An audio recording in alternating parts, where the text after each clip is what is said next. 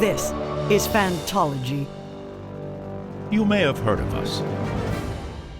All right, what's up, Theory Patriotists? This is Stephen, your host with Fantology Podcast. I have my lifelong friend Jake here, and we're talking about Malazan once again. It's been a long time coming. It's probably mostly my fault, honestly, putting these reviews off, and Jake keeps on nudging me to get more into the books. But here we are, finally, with the first half of Reaper's Gale by Stephen Erikson. So parts 1 and 2. Yeah. This book is a like a direct sequel to book five, Midnight Tides. Yeah, Yeah, book feels five. like it. Yep. Um, and be that as it may, there are probably the first third of this book are all new people we're following.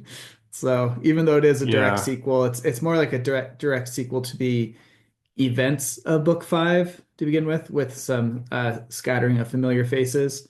But we start to see connections to the other books, specifically the Bone Hunters, come in towards the end of part two. So that's been Mhm. Mhm. fun to see this because Midnight Tides was pretty isolated, right? Other than the Troll Singar connection, Right. um, Right. and the crippled god stuff. But other than that, like you could probably read Midnight Tides as your first Malazan book and be just as confused as if you read Gardens of the Moon. Any other Malazan book is your future? Yeah. Yeah. But this one is This more of a one, direct sequel. it's been challenging. Oh, There's been really? some Malazan books like challenging in terms of like understanding what's going on. For like Oh, always, there's yeah. there's been I think it some made, well, yeah. I mean always, but also like there's been some Malazan books that are a little more straightforward. Like I feel like Memories of especially. Ice. Yeah, books 2 and 3, I felt both had more straightforward plots.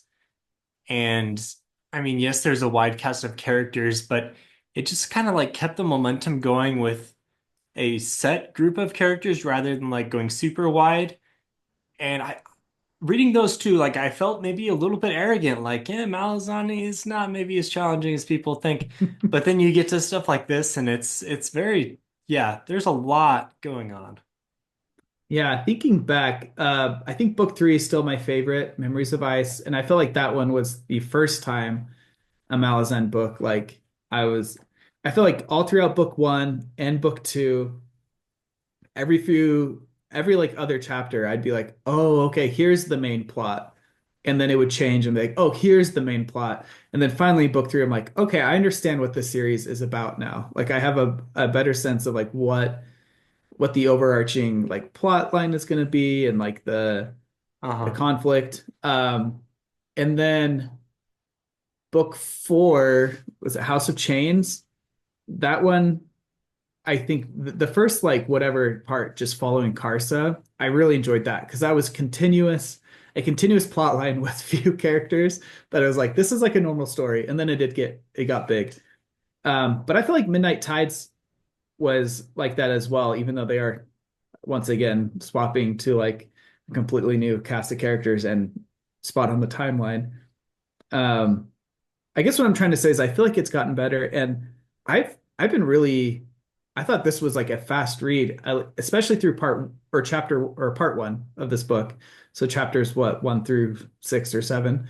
Um, I thought it was like you're mostly following Red Mask, who's a new character, but I think we're already familiar with the Lethery that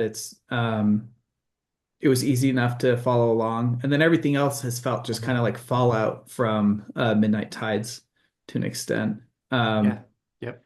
Other than the huge, like, there's a huge mystery afoot in the under city of Lether. And that part has been really hard to follow, partly because it's a mystery. And so, like, you don't know everything, but partly because it's a Malazan mystery where, like, the things you do know, you don't know. But So, and I'm not even sure which mystery exactly you're referring to because there is a lot that we yeah. don't know. Well, there's the whole there's like these artifacts they're finding under the city. Oh, And okay, then that, yep, that mystery.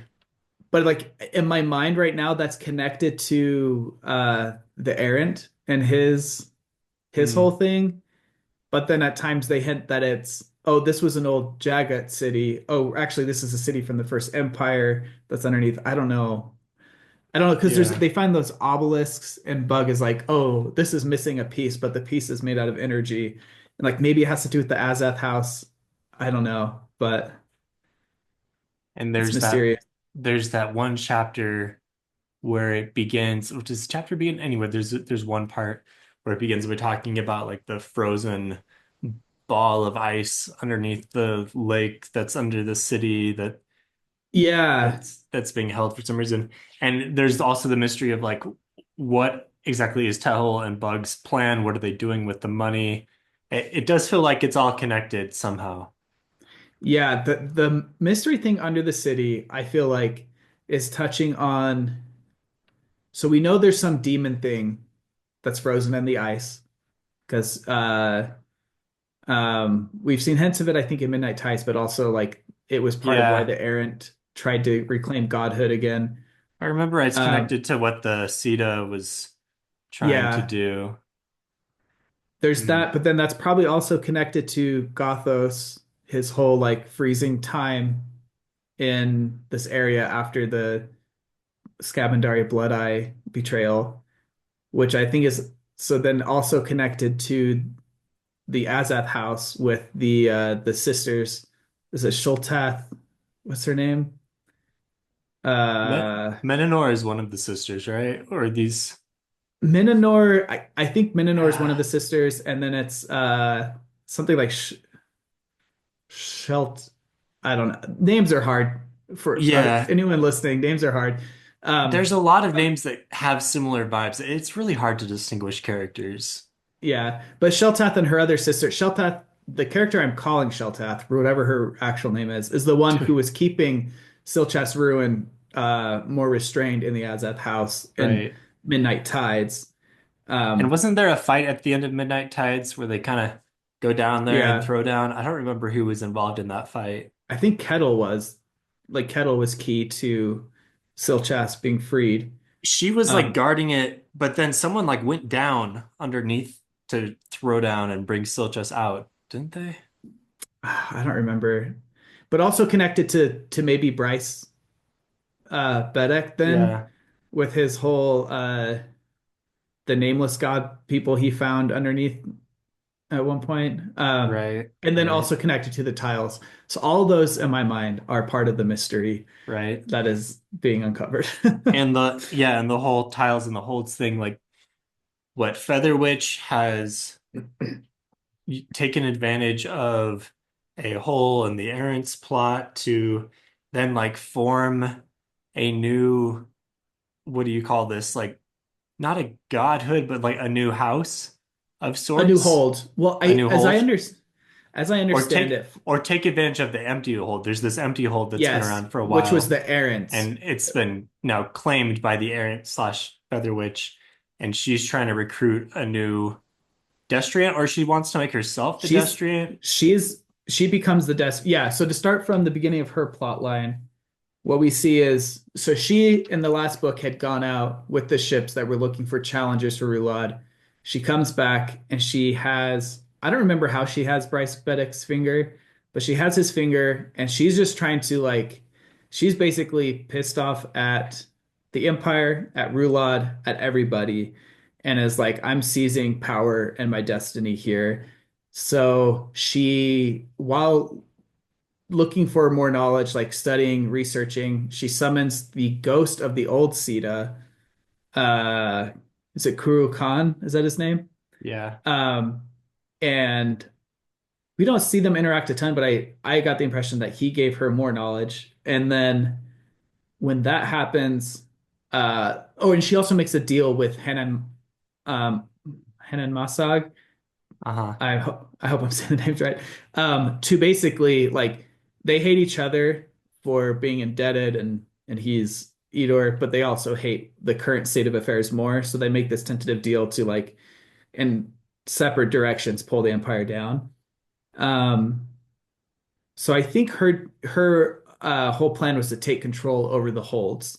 And the way that it was executed was when the errant finally decides, which is hinted that it's that demonic entity in the ice that like influenced him to do this, to act impulsively to reclaim his hold. This is how I'm understanding everything, is that the empty hold was the one he originally was from. Like that was his seat, basically.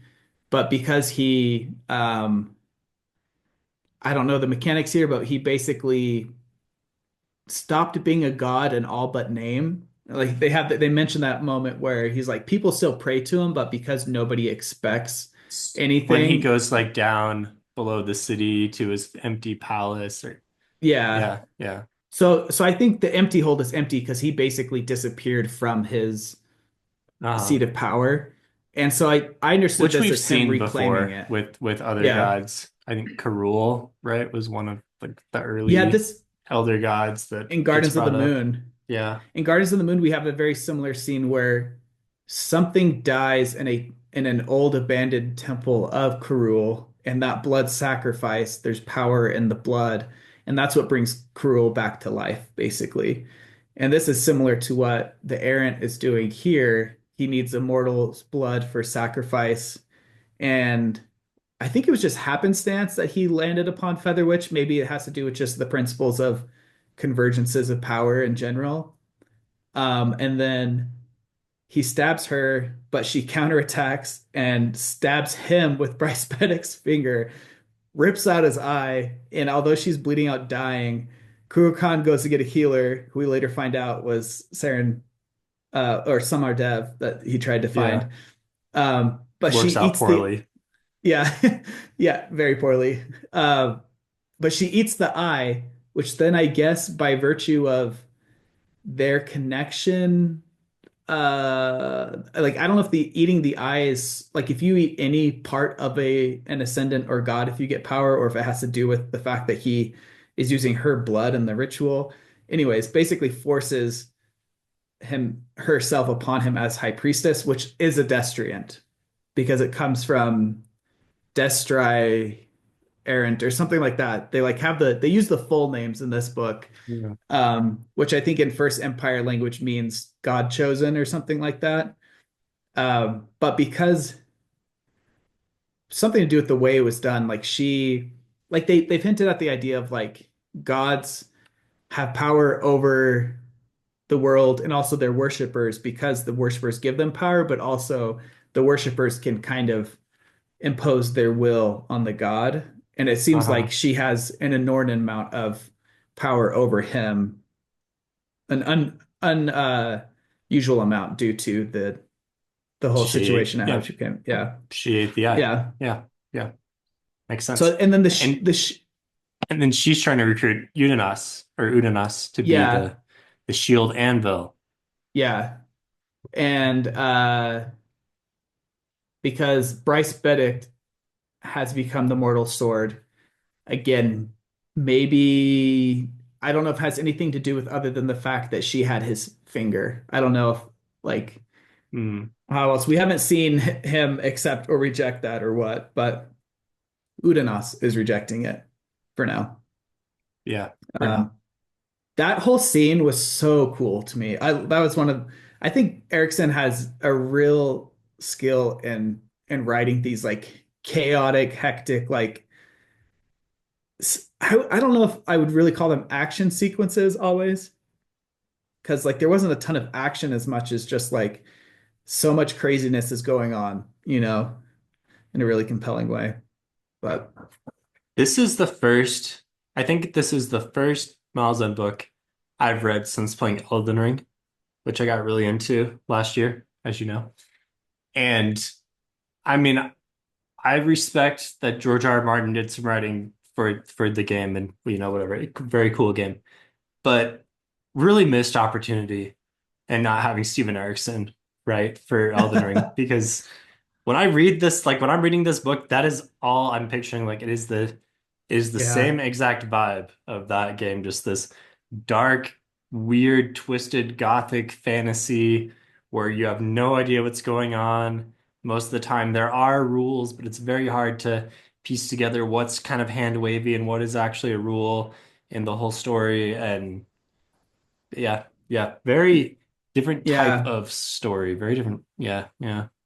Yeah, and I thought the same. Like these are kind of the Dark Souls of fantasy novels, and it's not so much I think the themes overlap quite a bit, and like the mood of it as well. But it's more than anything the like method of storytelling, and like Dark Souls and Elden Ring. The If you just interact with the main plot as directly as possible, like you don't know anything other than I gotta light these bonfires or I gotta become the Elden Lord. Like you don't really Ah, know. But in order to like really piece together the story in those games, you have to read every item description and compare them to other item descriptions and cross-reference like this item description used this word in this way, but that word is used in this other way and according to this other item, and then you just have to go to YouTube and watch other people's videos who've done this research. And in that sense, that sense of like piecing things together and like being so lost is very similar. yeah. Which I guess crazy to me. Dark Souls seems so old to me, having recently gotten into it. But those games came out in like I think the first one came out in like 2013, 2014. So really, Dark Souls is the Malazan of video games. That's how I should be saying it. But Yeah. They're kind of contemporaries, right? Like I feel like these books, probably Reaper's Gale probably came out in the mid 2010s. Reaper's Gale did, yeah. But I think Gardens of the Moon came out in like 99 or 2000-ish. Oh, yeah, yeah. But okay, but through that whole time. Yeah, actually, I'd have to look at the publication order. I was surprised at how fast No, I'm these books wrong. came out. Reaper's Gale came out in 2007. And 7. yeah, it is crazy how fast these books came out for the Yeah. level of writing and An the intricate intricacy of the plot. plot. Yeah. Like when we talk about Stormlight, one of the main things, like one of the main praises we give is like, oh, the plot is so intricate. It's amazing how Brandon like puts all this stuff together and he gets these books out in like only 3 years. Like, I mean, that's good job, Brandon, with Stormlight, but at the same Yeah. time, Steven Erikson is kind of one-upping him in that regard of like an even more Yeah. intricate plot. Books almost as long, not quite as long, but coming out even So much faster. denser, like denser Yeah. in terms of like we both talked about this when we were like recapping, because it's taken us a while to get this far. Like I feel like I started this maybe in October of last year when I first started reading this, and then like we've put it on pause for other things. But so doing a recap, and I'm like, man, how are all these characters in here and important, to the plot going on? Like it's insane how much is packed into these pages. Yeah. Um, but yeah, so I guess like catching up, we can go. Should we start with our familiar characters from the last book and where they're at now, and then Yeah. Yeah. We, um, we kind of we kind of took off down one plot line, but yeah, yeah, let's continue with probably the Lethiri slash Edor plot. I think that's where we immediately continue along from Memories of Ice. Or just sorry, like with not the not Empire. Memories, Midnight Tides. Yeah. Yeah. Yeah, so basically, like Rulad is emperor. Uh, the what's her name? Is it Nissal? Yeah. Nissal The continues in her role consort. as Yeah, the yeah, yeah. And the interesting thing in all this is Rulad has immediate he is the emperor, but he is immediately kind of usurped by Tribunal, bureaucracy. the Yeah, chancellor, right? And yeah, bureaucracy, where he's basically powerless. He has no idea what's going on. He's just being fed whatever the chancellor wants him to know. And it and totally he's makes sense. Like insane. if your emperor is insane and is being controlled by some, weird unknown thing, then why not seize power and just tell him what you want him to know? Yeah, and like the fact that he's insane, like it doesn't really matter even who that person is because he's going to react to that same information differently depending on any Yeah. given set of things.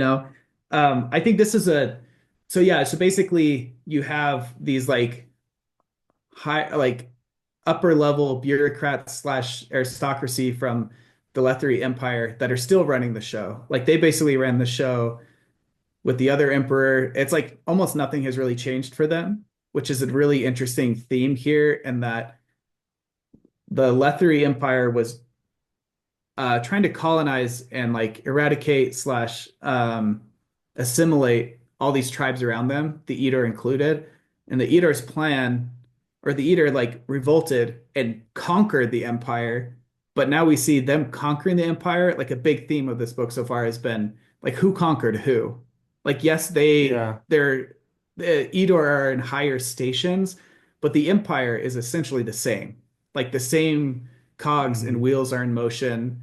The same like Lethari culture holds sway over everybody, and like to the common folk up to everyone just below the emperor, it's basically like okay, business as usual. Like nothing has changed. Whereas Yeah. you do see the Eater start to change in what they value and like the types of like dishonest backstabbing and things like that that are going on. But Yeah, I think that's always a interesting theme of I'm trying to remember what other book talks about this a lot or what other series, but basically we have these big stories of empires moving around and heroes fighting each other for control of whatever. But at the end of the day, for the common people, like life goes on and there's really not too much different. Maybe this is kind of like a George R. R. Martin type idea, I guess. yeah, And I'm sure a lot of other series touch on this, but I when Hedge is talking to the wind while he's journeying along Hood's yeah, path in the shadow realm of wherever he's at, this gets brought up directly where they're like who ultimately suffers the most, and it's like, well, the common people are the one that are dying for the sake of these big movements, and ultimately, what yeah. what's the point For of what? any of it? Yeah. Yeah. Um, yeah, fascinating. And like I said, I read this, try not to get too political, but I read a lot of this before the current Before administration. okay. Um, but as a doing a reread, recapping specifically like the Lethri Empire start part, so much is hitting like too close to home. Like you've got the Patriotists, which are basically the Gestapo, like the SS, whatever you want to call them, the secret police that are arresting anybody, no due process, like no one even like it's like an open secret. Everybody knows it's happening and like nothing's being done about it. And then you Mhm. have one of them, I can't remember if it was Karos or who, but one of them goes on this like this rant about compassion and empathy and how bad it is for society. I think And it's it makes Karos. was He's it Karos who does talking it? he's talking to his underling Tor or something. Starts with a T. The guy who Tunnel. yeah, the guy who imprisons and Yeah. rapes Janeth over like the Yeah. crazy evil guy. Yeah. Yeah.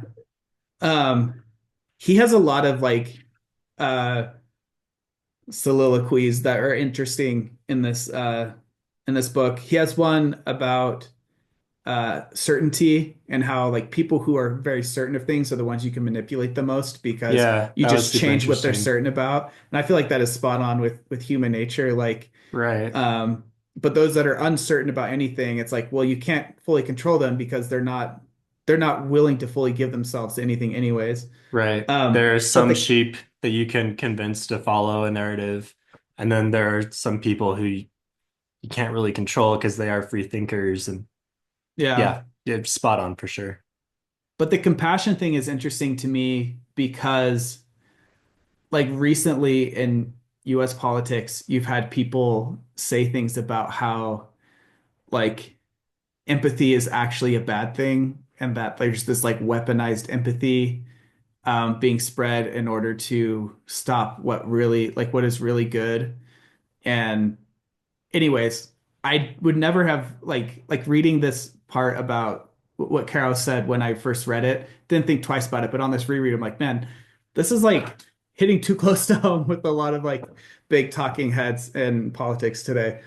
Mm. Um, but anyway, so you have them and you have the Liberty Consign. There's a bunch of like factions in the Empire. And then some of them there are some people who truly want to uh like help at least the Edor people, but also the Empire and Rulad.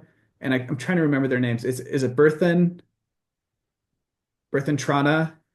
Um, is he the Yeah, Edor guy or that Bruthen. I think it's Bruthen, Bruthen. sorry. Yeah, Yeah, that's a yeah. Bruthen He's Trana, the I don't remember what his title is or whatever, but he's basically trying to get through to Rulad and he and can't. tell Yeah. him the truth, and he's rejected at every turn, and He's trying to go through he Nisal for that right. now. Right. And then eventually it kind of all comes to a head in one of the bigger action pieces, and he goes through and beats up Karos, and no, he beats up Karos, almost kills him. Karos kills Nisal after kidnapping her. After you find out she's The pregnant, and he's like, "Oh, let me go get a healer to see if you're actually pregnant," and then just comes back and kills her. yeah. It's ruthless. And then his Yeah, underling, the super evil dude, his name starts with a T. He just Tunnel, kind I of get think. okay, yeah, he just kind of gets away. He slinks away. But Bug rescues Janeth and takes her, back to him and to Hell, where she'll, I guess, help them with their plot.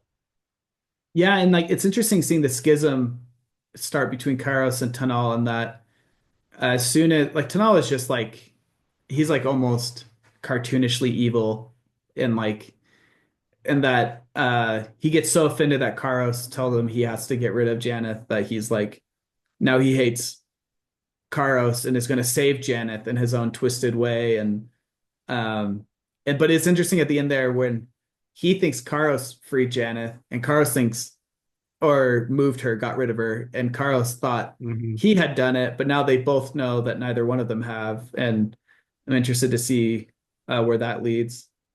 But yeah, so I guess continue. So that's like the current state of affairs. The Rulai doesn't Yeah. trust anybody. He's the consort has just been killed, and you have these patriotists running the show. And then to Do you transition to think, before we transition, do you think that this plot is going to ultimately turn into some kind of quote unquote civil war between the Letheri and the Edor? Like, it's not really civil war because they just fought in the previous book, but they've already like assimilated so closely. But now it seems like we're really kind of picking at the issues between the two cultures. Like, do you think we're going for a full-on fight between the yeah, two and like a blow up of the city?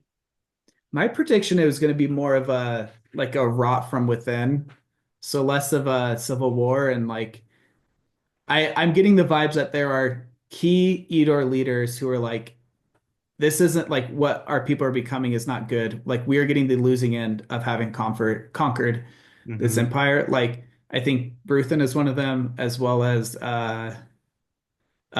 Brol Handar as well.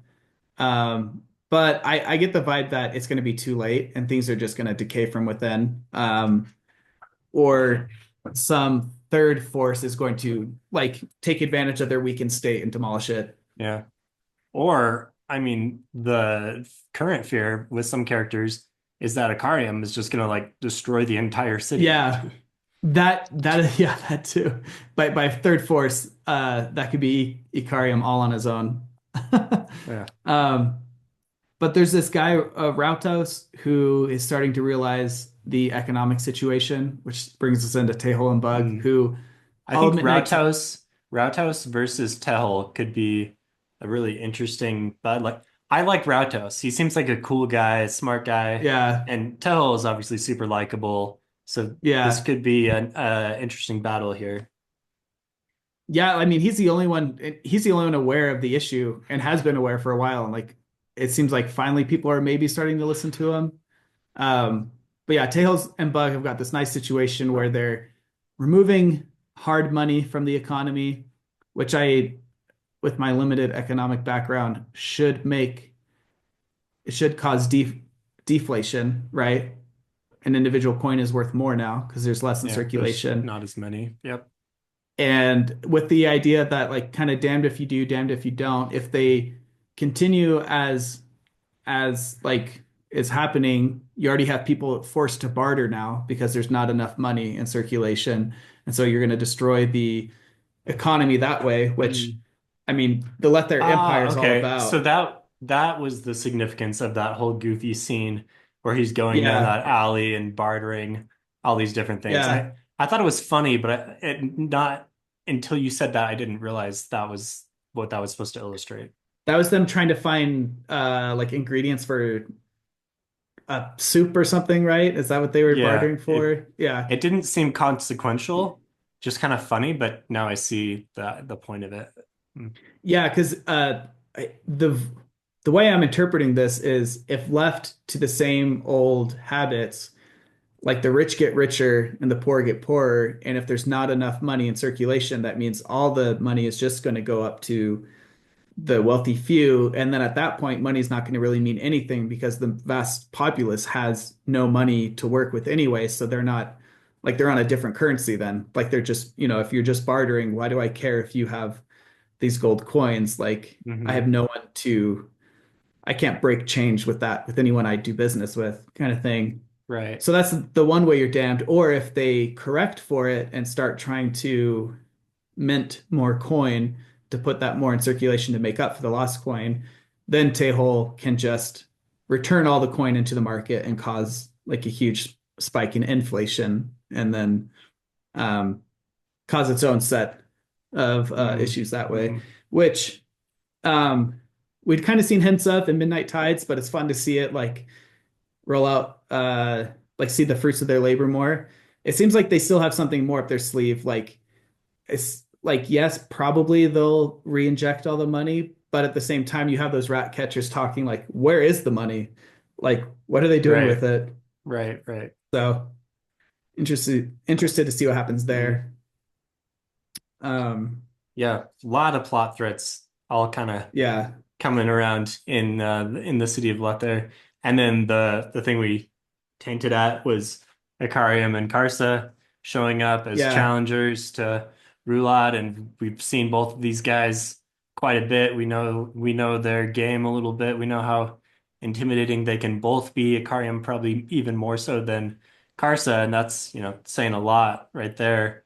And so when this challenge ultimately happens, like that feels like it's going to be the beginning of a blow up that's just going to like continue a big, just like pushing a ball down a hill. It's just going to get bigger and bigger. And uh, yeah, seems like a really nice setup for an exciting end to this book. A lot that could go wrong. Yeah, I wonder if they're even gonna make it to Rulad. Like they're obviously that's why they're there, but like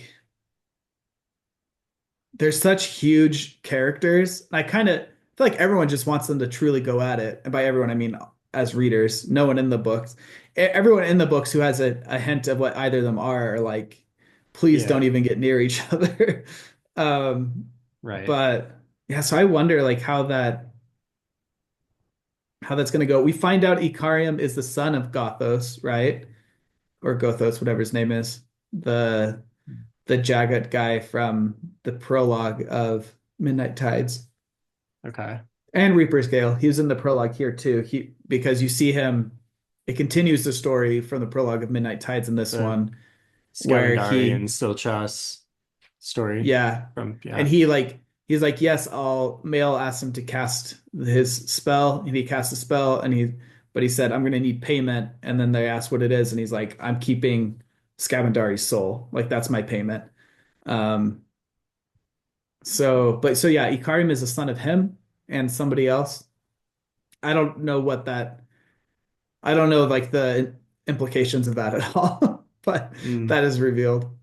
Um, That's a good point that maybe we won't even get to this fight because it seems like if we were actually to see the fight between Rulad and Ikariam or Rulad and Karsa or Karsa and like whatever, like someone probably has to win that fight and it doesn't seem like any of these pieces are going to be taken off the board because Rulad is essentially like the manifestation of the crippled god at this point, and it would yeah. seem like the crippled god is such a big part of the story. To remove him would be awkward, and to, yeah, I don't know. I guess I really have no idea where this is going, but it does seem like it seems like maybe the whole thing going sideways and everyone being kind of cast to the wind may make for a better story than actually letting him fight and letting someone win. Yeah, I just think like to win, like Rulad can just be resurrected, right? He's basically immortal, so how do you win that fight? Like, yes, Karsa or Ikariam could both easily kill his body, but it'll Right. just be resurrected. So for Karsa, like I don't know how he would get past that unless maybe his spirit magic would somehow suck Rulad's soul away from his body, and so he's not gonna resurrect. That might be a way to solve that because um Karsa has been claimed by the crippled god. I don't know his current status within the House of Chains, but Hmm. so maybe he has like because he's claimed by him, he'd have power to actually disrupt it. I don't know. And then Ikariam, I feel like either whatever, like he just has an earthquake happened because he stepped on to the city. So I don't like. I feel like Yeah. he might be able to just like obliterate things the way Dragnipur does a little bit. Or I kind of feel like he's the ultimate like warrior against the crippled god himself. So like if that's the case, we don't want Hmm. like that fight's not happening in this book, right? Right, right, right. I don't understand entirely how Rulad, like the dying, and I know we've seen it in Midnight Tides, but doesn't it seem like you could just like cut off his hand and kick the Well, sword that's away or something? Like, isn't that essentially what Bryce Beddick did is he just he didn't kill him, but he just like flayed him yeah, almost he to yeah, incapacitated him. And I think the solution there was like no one is going to follow Rulad. So like he would have no like yes, he'd have the cripple god behind him, but none of the empire would follow him as an emperor if he was in that state. But mhm. then the errant uh pushed something and then Bryce drank the poison, right? Is that what happened? And then Yeah, was it the errant that just killed yeah. Rulad after So he yeah, was somebody just killed incapacitated, Rulad. but he Yeah. just yeah killed him instead, so he got brought back. Yeah, Yeah. yeah. Might not have been the errant, it Um might have been someone else, but yeah. yeah, I don't know.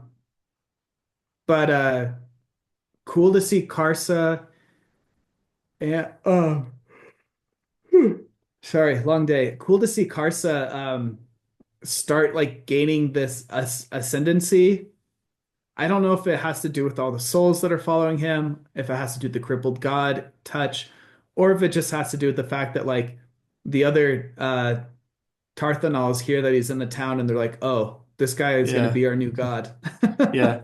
Ooh, blah, blah, or whatever is showing up and like Yeah, pledging himself to Karsa. That was funny. that was Ublala's so funny. When he just like backhands Mail because what Tehol said, he's like, "No, that Yeah. don't do that." But then yeah, he like rushes in, basically like fights everyone in camp to try to find Karsa, and then kneels to him, and Karsa's like, "What are you doing? You got Templar blood. You don't kneel. Like, what's your problem?" And he's like, "Oh, I thought you'd be my god." He's like, "Oh, that'd be cool. Go get everyone else to worship me, and then I'll be your god. Go gather all my worshipers."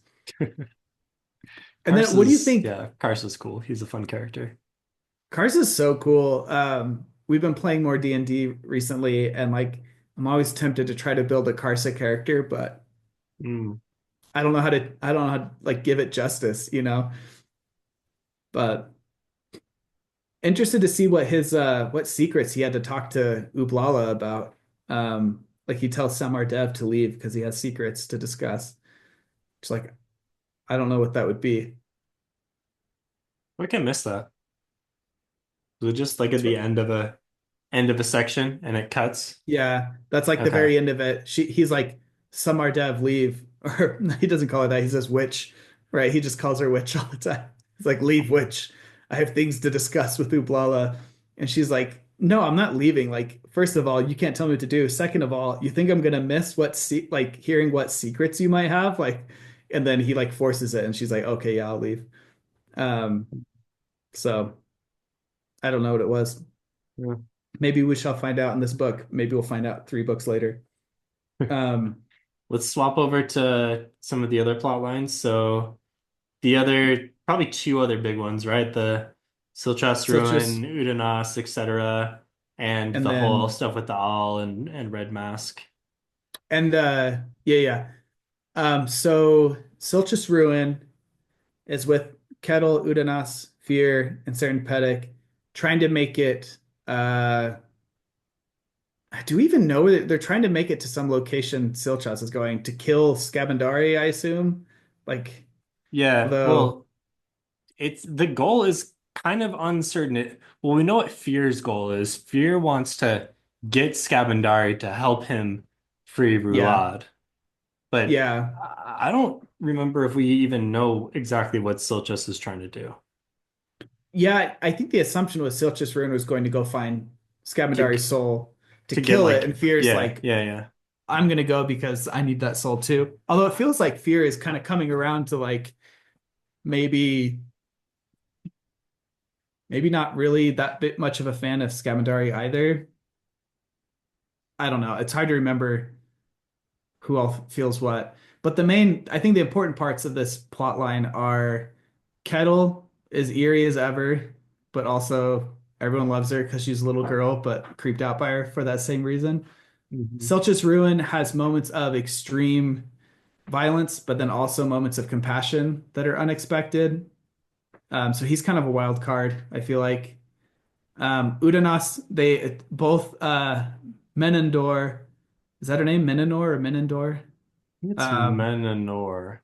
Menanor tries to claim Udanas at the same time.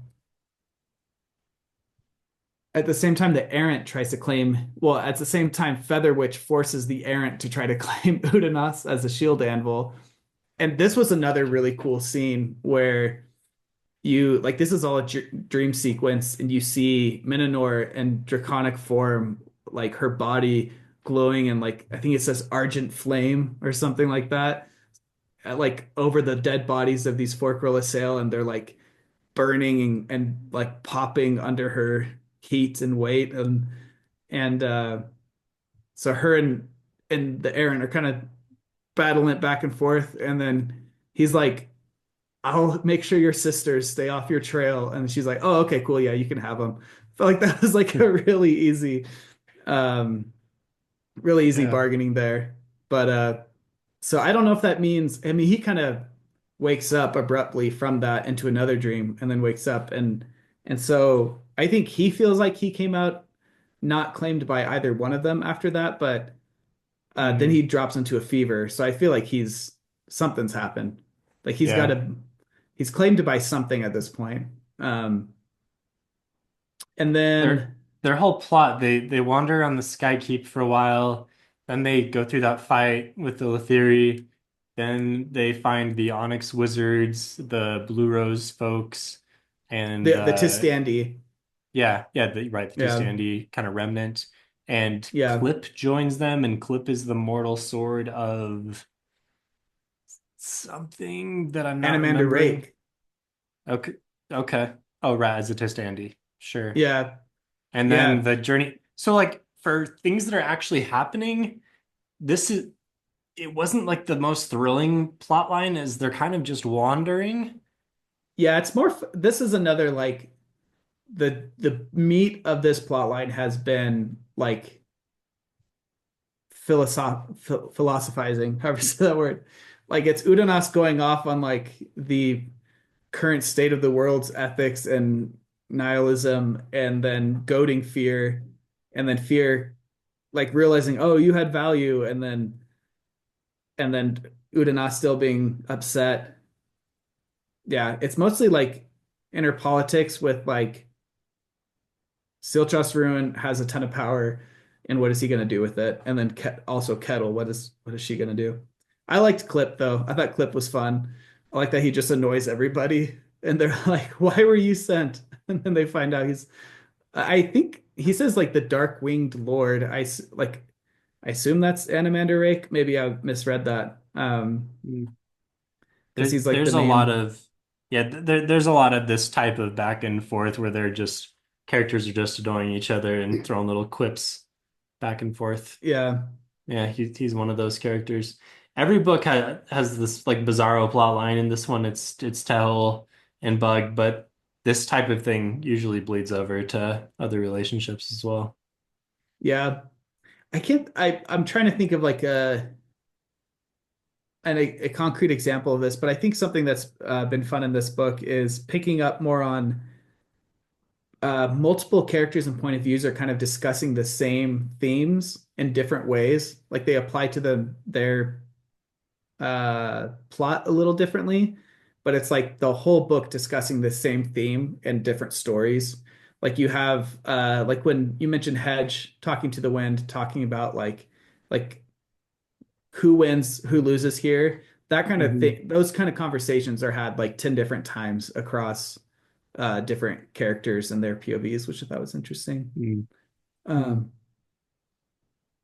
and then yeah, it ends with him being with fever, and they think it's due to the Kachane Shamal magic, but yeah, and he has a spear that looks like a Talana mass spear, but I don't know Or is it other than the that. Kachang Chamel magic or is it like the rotting ice from the why is the ice rotting again? I don't remember. Well, Gothos's spell is breaking, I think. That's why the ice is Okay. melting, and that Hmm. was my read on it. Um, but still, they mention they're like, oh, they say he has a fever, and then they're like, oh, but this isn't a normal fever. He must be having a reaction to the magic in the air. That's what they say. Which I thought that was them misunderstanding because they weren't aware of the dream he had, and that has more to do with the errant and Menenor. Hmm. But Okay. Well, um, final plot line with the All Red and Mask, Red Mask and Atriprita Vivat and Brolhandar, the Lethiri over there. yeah, A little more I feel like, exciting. This one's a little more straightforward. and this is why I thought the beginning of this book was like really engaging, is following Red Mask. Basically, Brolhandar, his whole thing is he's realizing the corruption in the Empire, and as an Eeyore, he's like, wait, how do I stop this from happening? And realizing like it's like so much larger than he is, and Rulad probably isn't aware of it. Um, and then Bivat is basically just like your status quo, like I'm here to maintain the Empire's interests, and like she's aware of the corruption, but like kind of it's like what can you do about it? And it Um, begins with discussing how the All and the other tribes in the area had basically been set up as scapegoats, yeah, as, like, oh, these tribes are going to attack us, whatever. But like, really, they're just kind of chilling out here. But then the factor, was it, or yeah, one of the leaders over there was basically like stretching his power by using these guys as scapegoats. We're going to go attack them, take their riches, yeah. and then he set up We'll this. take more land too, and yeah, Yeah, and then he had set up this exchange of like crappy weapons with the previous leader of the All. So there's all kinds of yeah, just rampant gross abuse of power here. And yeah, the All and the other tribes are the ones ultimately suffering. yeah. Like again, I feel like there's a lot to apply to the real world with leveraging the threat of violence to commit atrocities, like the preemptive strikes because you're worried that oh Mhm. they're all forming a coalition against us, so we have to stop it from happening. Right, right. But yeah, but Red Mask, so cool. He's got the he's got a red mask, which is cool aesthetically. He's got the Kachane Shamal. For whatever reason, have chosen him. You find out through Talk the now unlucky that he is the mortal, or he's the consort or the mortal sword of the Kachane Shamal, something like that. I think the mortal sword of the Kachane Shamal. Also, the he does mention consort to the matron or something like that. Hmm. So I don't Okay. know the implications. I mean, Talk would know. He's Yeah. suckled at And that teat, yeah. literally. And And he also has these like ancient weapons that he's Yeah. using. And yeah, really cool guy. And yeah, I had forgotten all the history of Tak. I went through and read his little article in the Malazan wiki. And yeah, this guy's been through a lot. Yeah, and like I feel like this is, I mean, going back to the tabletop roots of this is like somebody's like pet character who keeps dying, but they're like, I want to play him again. How do I get him Yeah, back in the story? yeah, yeah, for sure. For sure, 100%. Yeah. We see that we something I thought was interesting with his group is they went there because they know some convergence going to happen, the Gray Swords, and then they get betrayed by the old owl leader, which was dishonorable, aside from the like the betrayal he's done to his own people with like selling them out Mm. and anyways. But then the wolves come and like eat all their hearts of the gray. I think it's the gray wait, what did I call them? The gray The gray hosts, the swords? The gray gray swords. swords? Yeah. Yeah. Yeah, like the wolves eat their hearts. So I'm hoping we get to see some like some warging kind of stuff going on. I assume Mm. maybe that's what happened with one of the top coolest scenes, but also heartbreaking scenes in this book when the Kachain Shamal, when Red Mask leads his like little group to go get more for his herd and just massacres the settlers that were mostly indebted. Oh, I felt like that was super well written to where it was like engaging and fascinating, but also like I don't want to be reading about this, you know? yeah. Um, anyways, really well written. But at that one girl escapes and she runs off with these four-legged people. So I wonder if that's like the warging gray swords. Oh, yeah, I had no idea what that random part of the book was. Yeah. I didn't know either. I reread that so many times and I was like, I don't know. It's Y- either like a Huh. dream or what. I don't know. But S- Yeah, it seemed kind of like the whole Silver Fox thing. Obviously, I don't know, yeah. similar vibes, not the same story at all, but Yeah, when I first yeah. read it, I had no idea what it was. But then when I was rereading the summaries, and like getting familiar with the beginning of the book, reading the part where the wolves ate the heart, I was like, oh, maybe that's what it is. Like maybe they've not, maybe it's Mm. kind of similar to the crows with the Wiccans. I don't know. Oh, yeah. The beast hold quivers as yeah, I don't know. Nice. Um, I like it. that's a little Elden Ring crossover Yeah, again. yeah, a little deep cut for you. Um, anyways, another great like conversation piece in the book is Red Mask justifying his slaughter of those people and just his idea that like yes, while these people may not understand the harm they're doing, they are by settling there, they are enacting an act of violence that would lead to the extermination of his people.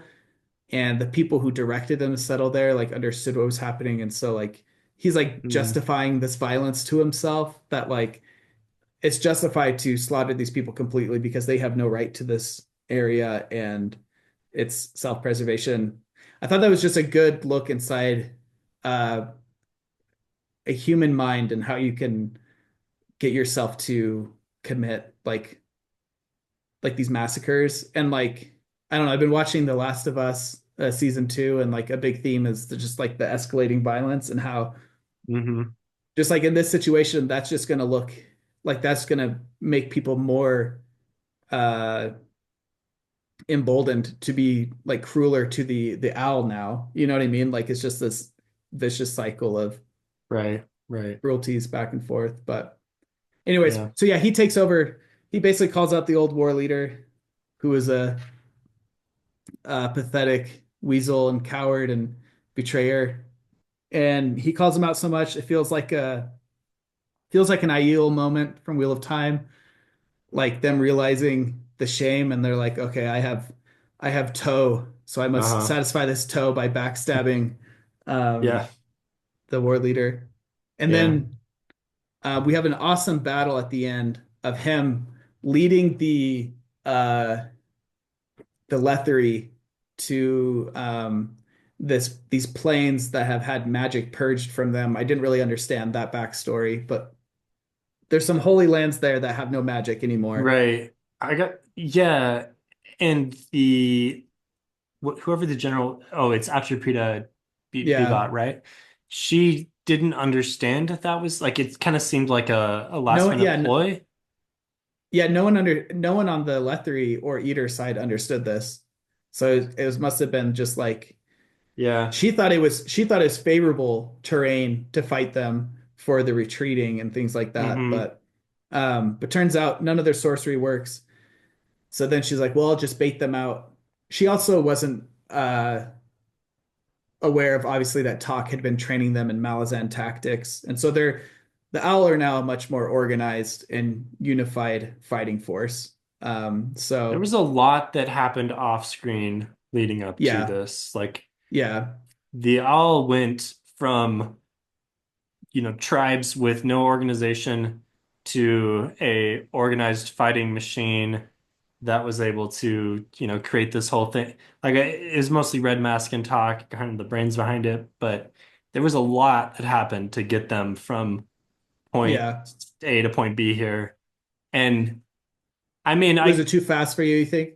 yeah, it might have been a little too, but like I knew going into the fight that like, okay, the way the story is going, of course the all are going to win, but I don't really understand. Like it doesn't really feel earned because Mm. I haven't seen any steps towards this, and now all of a sudden they're amazing. I felt I felt like it was earned because there's been a lot of talk of like within the Owl, like Red Mask talks a lot about them betraying the old ways, but at the same time there was talk of him saying we need to train in this fighting method, and he's getting pushback from the Warriors saying like we don't fight that way, and he's like, yeah, I know, times have to change. And so that I feel like there's been this like thematic balance of like what traditions can you hold on to, but which ones do you have to let go in order to survive? And like he and the old war leader were kind of understood that, but enacted it completely differently. Whereas the old war leader was like, we're going to die unless we do something different. And his idea of different was selling everyone out except for Yeah. himself and a few people. And Red Mask's view of that is, okay, we're going to train differently and fight differently, but hold I our feel honor like the same. I get all that. I just feel like it was missing an intermediate scene where Mm. we see them, have some other clash or something, and it becomes apparent that like they're on this trail to doing this, and then, when they get Yeah. into the big fight, like, and I don't know, maybe this is supposed to be that intermediate scene. This is not the end of the war here Yeah, it's by any halfway. means. Yeah. So yeah, Yeah, it maybe, seems like yeah, Roll maybe died at the end. I couldn't tell if that was like he's like crawling all bloodied because they could change him all. And yeah. um He seems to think he again, died. yeah. Um But I yeah. mean, come So on. that's How many people like actually die in this in Malazan? So people even like if they him. even Well, if I they guess he die, they're not really dead. I mean, not fully. well, I mean, especially not in Lether. Hood has no power there. At least currently. We do see Hood pop up at one point here. He struck some bargain with Shadow Throne. Um he popped up in a scene talking to Sheltath or whatever her name is, maybe, or the Errant. I don't remember. It was like Oh, a in the quick city, scene. in the city, Yeah, right? Yeah, okay. I yeah. do. Yeah, I know what you're talking about. Yeah, So I guess that's like the main plots. We kind of skipped over Shadow Throne and Quick Bin and that stuff, but they're basically just traveling. yeah, Nothing's really happened there. Um, and overall thoughts for me. Oh, go yeah, ahead. and Troll is And Troll, a yeah, part of that as Troll well. Yeah, and yeah, Onrak and um, yeah. overall thoughts for me. Like I said, I've really enjoyed it. I love the I think this is like, and maybe I'm just molding my brain to Erikson's style more, but I think this is like one of the better executions of these like philosophical themes interwoven with the plot, interwoven with like all the plots simultaneously, um, as well as like some really good action pieces and payoffs with the magic. Um, Mm. so I'm excited to see what happens. How about you? I always end up liking the books more after talking with you about them because you spend a lot more time diving into the details and bringing out these philosophical things and help me understand like why things are the way they are. I thought the first half of the book was fine. I mean it's almost entirely set up. There are probably like three larger action scenes that are a little bit of payoff, but a lot of it is kind of wandering around and having conversations in different ways, which I mean, to be fair, like is what a lot of books actually are if you get right down to it. So I'm excited for the payoffs. I feel like they're going to be there. I feel like this has potential to be one of the better Malazan books because there's just like so many things in motion that are kind of all coming together here. Hmm. The first half was yeah, but what I actually read through the first half was fine. Like I didn't hate it. I probably didn't love it, but I'm excited to see where it goes. So I guess we didn't let's go into like what how predictions how we think things will end. And we forgot to mention this when we were recapping, but like at the very last part of chapter 12 is the Malazans are here, which I don't know if they Yeah. were I thought I was confused at first because we see all those canoes in the beginning and who I don't know what those were. I thought they were Yeah, I I don't can't know. remember what that was. But That yeah. I thought that's what they were referencing at the end here, but no, they're referencing the like the ship that Shirkalal saw that was like scorched with sorcery. Like Yeah. those are all Malazan ships. And why So are for they on part fire?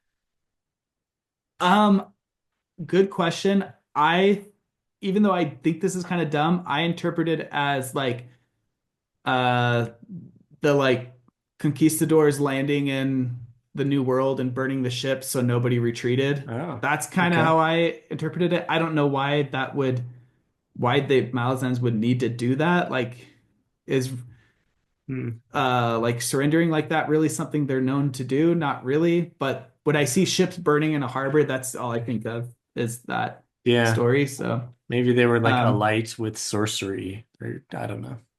no, I think they were burning. I think they were Yeah. destroyed. It does seem like they were burning, but if they're burning, then what's the point of them arriving? Yeah. Well, the burning is to force commitment to the campaign. Well, no, I get what you're saying, but But yeah, yeah, I'm I just don't I'm think a little it. confused. Yeah. Yeah, same. So predictions for the second half of the book. Uh, I feel like, I mean, there's a good chance the Malazans hook up with Talk, right? That's the only like Malazan connection I can think of right now. Um, is they hook up with Talk and then they like um become this overwhelming force against the Letheri Empire via Red Mask and the Owl. Um, I don't know. That's a Honestly, prediction. I have no predictions. There are so many different like balls in motion. This story Yeah, could go so many ways. I have yeah. no idea what is going to happen. Yeah, that's a good point. And like all these balls in motion, like things that are being set up and things that have like big moments in this book might not resolve until book 10. Might not even be mentioned again until book 10. Yeah. So really hard to know. I don't we already talked about this, but I don't think Rulad wait, does Rulad maybe no, I'm gonna say Rulad dies in this book once and for all. A true death at I the end of hope he this book. does. I feel bad for him at this point. Oh, yeah, and that's another huge theme of this book and all the books up to this point now looking back is the idea of compassion. Like was it the Aaron who mentions at one point or Henan Masag somebody says like no, Still Trust Ruin says a god in pain is not the same as an evil god. And I like it seems like that's the main theme that's Hmm. going with the crippled god is that um yes, he's lashing out and doing harm to people, but it's because he himself is suffering. And we see that Yeah. with Rulad as well. But yeah, I hope Rulad gets a final death at the end. But Hurt people is what you're hurt saying. people. Yeah. Yeah. And then it causes this escalation. Yeah, to tie it all together. Hmm. um, but Karsa Orlong hurts the most. All right, members of the Letheri Patriots. Patriotists. That's how we introduced them, right? At the beginning. Patriotists, Yeah. yeah. Yeah. I would say good luck to you, but you guys are kind of dirtbags, so I hope Yeah, I hope better for you. the, the Liberty Consign and Yeah. Rautos. But yeah, thanks for listening. If you like what we're doing at Pentology, check us out. You can join our Discord. Invites are in the episode description. Later, we will wrap up the second half of the book in the near future. I these conversations always get me excited to pick up the pace in reading. I am much more excited for the second half of the book than I was for the first half, so it's gonna be faster for sure. Maybe we need a deadline, a month to read the last half, something like that. Yeah, let's say we're reviewing it in June. We're doing it. Okay, in June. Drop us your comments, be kind to us. We definitely made some mistakes. There is a lot in Malazan. Obviously, we probably got things very messed up at some point, but that's understandable. Yeah. Thanks for listening. Cool. See you, Jake. See ya.